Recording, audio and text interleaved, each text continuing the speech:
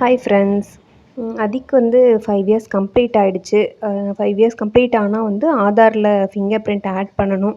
நாங்க எதுவும் பண்ணல. ஒரு 2 மந்த்ஸ் ஆயிடுச்சு. அப்புறம் அவங்க ஸ்கூல்லேருந்து கால் பண்ணி ஃபிங்கர் பிரிண்ட் ஆட் பண்ணிடணும் அப்படின்னு சொன்னாங்க.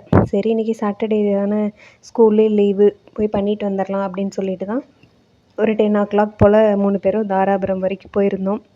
அப்புறம் பேங்க்ல கேட்டோம். பேங்க்ல வந்து இல்ல அப்டேட் பண்ணுறது தான் இங்கே பண்ணுவோம். புதுசா ஆட் பண்ணுறது நீங்க இ-சேவையில தான் பண்ணணும் அப்படின்னு சொல்லிட்டாங்க. சரின்னு சொல்லிட்டு அப்புறம் கவர்மெண்ட் இ-சேவைக்கு தான் போயிருந்தோம். அங்கே போனால் கொஞ்சம் சாட்டர்டேங்கவும் நிறையா பேர் குழந்தைங்கள கூட்டிகிட்டு வந்திருந்தாங்க. கொஞ்சம் கூட்டமாக தான் இருந்தது. அப்புறம் டோக்கன் போட்டுட்டு அங்கேயே வெயிட் பண்ணிட்டு இருந்தோம். ஒரு 2 ஹார்ஸ் கிட்டேயே வெயிட் பண்ணியிருப்போம். அவ்வளோ கூட்டமாக இருந்துச்சு.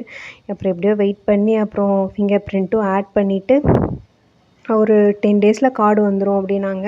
எப்படியோ வெயிட் பண்ணதுக்கு வந்த வேலை முடிஞ்சிருச்சு அப்படின்னு சொல்லிட்டு அப்படியே வந்து பேக்கரியில் ஸ்நாக்ஸ் சாப்பிட்டுட்டு அதுக்கப்புறம் இந்த மந்த்துக்கான க்ராசரிஸ் அப்புறம் இந்த வீக் வெஜிடபிள்ஸு இது எல்லாமே வாங்கிட்டு கையோட போயிடலாம். இல்லைன்னா இதுக்காக மறுபடியும் வரணும்னு சொல்லிட்டு அப்படியே கையோட அதையும் எல்லாம் வாங்கிட்டு வீட்டுக்கு வந்தாச்சு.